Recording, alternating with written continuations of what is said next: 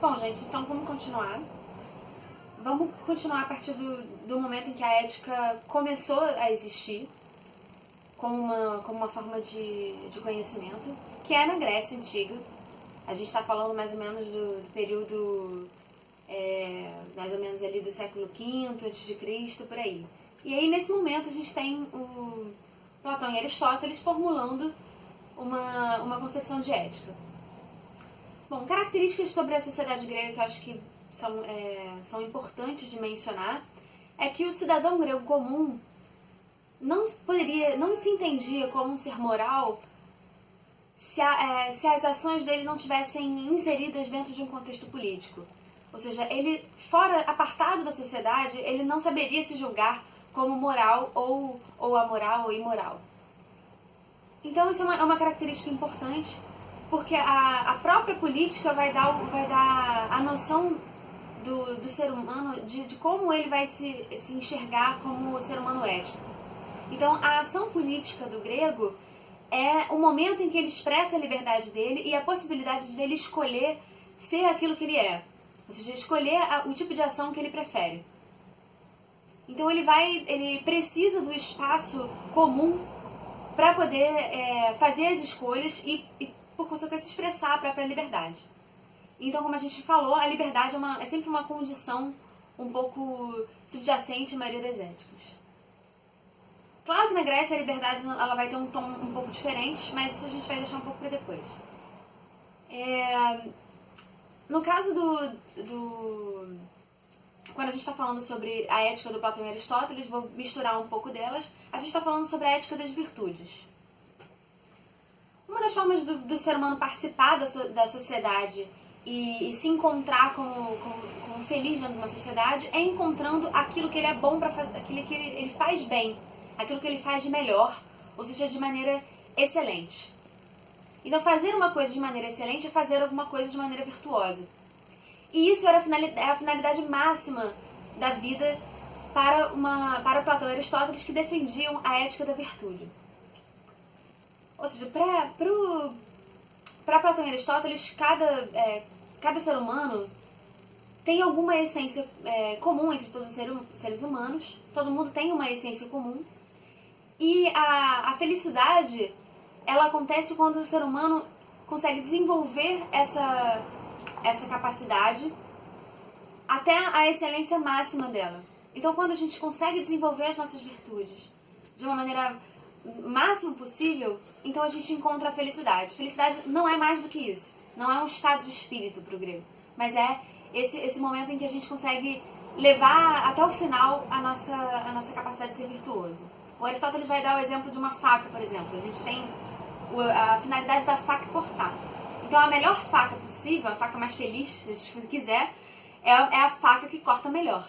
Então, a gente tem que ser esse ser humano que que consegue ser o melhor possível naquelas virtudes. Então, a felicidade é isso. E aí, por isso que a gente está falando de ética, a gente não está falando de moral. A gente está aqui pensando qual é a finalidade da vida. Para que o ser humano está vivo e está fazendo tudo que ele está fazendo? Para só depois a gente discutir o que é certo, o que é errado, quais são os tipos de ética e tudo mais, como a gente chega a ser ético.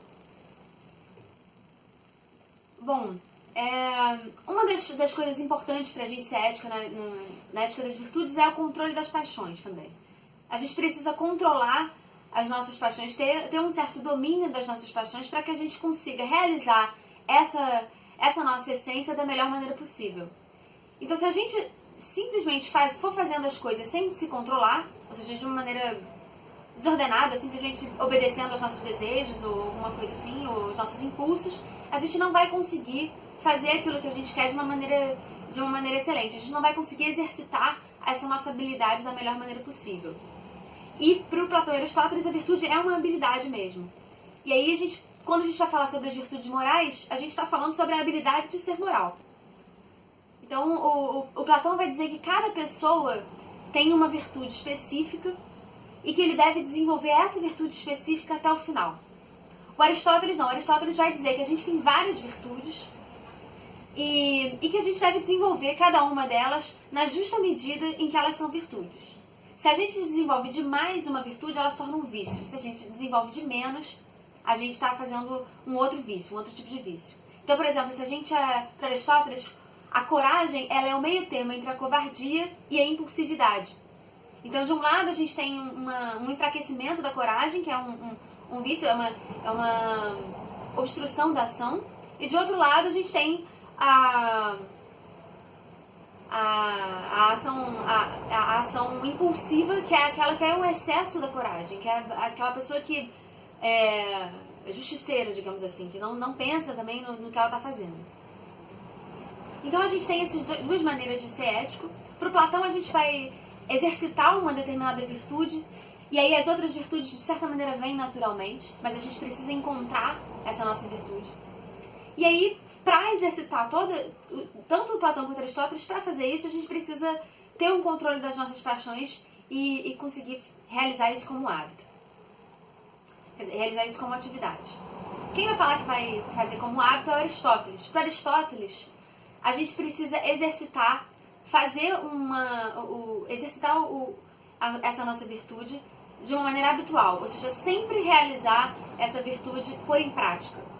Ou seja, a gente conhece aquilo que a gente acha bom e virtuoso, no caso da virtude moral, da justiça, a gente sabe aquilo que é justo e a gente vai agindo conforme aquilo. Então, a virtude para Aristóteles ela é um conhecimento, ou seja, um conhecimento sobre aquilo que é justo, aquilo que é corajoso, aquilo que é bom, ou aquilo que é saudável, por exemplo, uma outra virtude para Aristóteles. E aí a gente tem que colocar isso em prática na forma habitual. E só quando a gente transforma isso em um hábito, a gente pode se considerar virtuoso numa determinada ação. A gente pode realmente se considerar realizado naquela ação. E pro Platão, não. Pro Platão basta a gente conhecer uma ação boa, basta a gente conhecer o que é o bem, na verdade, para que a gente tome uma ação boa. Isso parece um pouco ingênuo, mas ele entende que a gente vai agir de acordo com as nossas opiniões.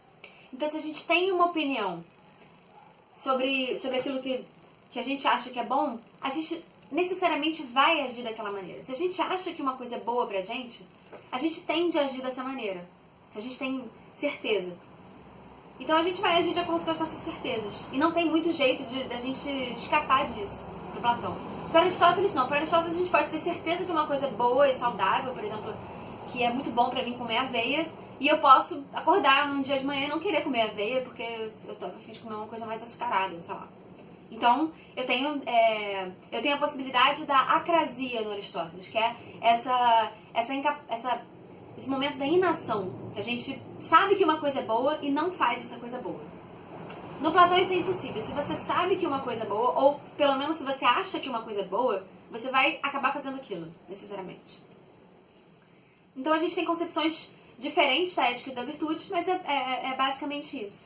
Então a ética da virtude ela vai entender que a gente vai exercitar todas essas virtudes e no final, e a gente só vai saber se a gente foi feliz quando a gente terminar a nossa vida e olhar para trás e ver se a gente realmente realizou tudo que a gente tinha para realizar. Então a felicidade, nem para Platão, nem para Aristóteles, é um estado de espírito alegre, mas ela é um exercício constante de realização do nosso esforço pessoal, realização de uma virtude. Tá? Então agora a gente vai para o nosso próximo tópico, que é